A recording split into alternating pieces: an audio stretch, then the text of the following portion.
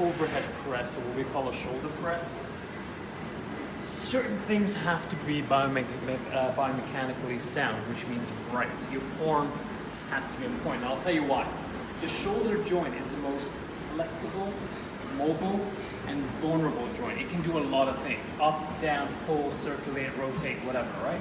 So most people, I have some lightweight here to demonstrate. Most people, when they do an overhead press or a shoulder press, they go up and then they turn the shoulder forward. So what that means is they go up and then their shoulder is doing a little bit of this. What I teach is to bring your shoulder blades in together like this. See? Feet, core, chest up, and the elbows have to be slightly forward. And that elbow has to match the alignment with the wrist and the shoulder joint. It can never be like this. It has to be a little bit more forward. Take a side angle.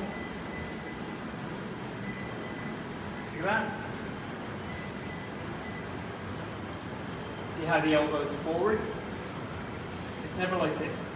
So that means your shoulder would turn forward, wouldn't it?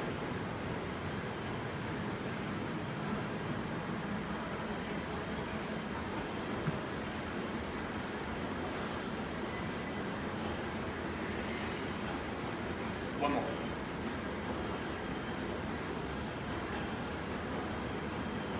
And then you dismount with that, which means we have to learn to keep the elbow forward, aligned with the wrist, elbow aligned with the shoulder, and go on.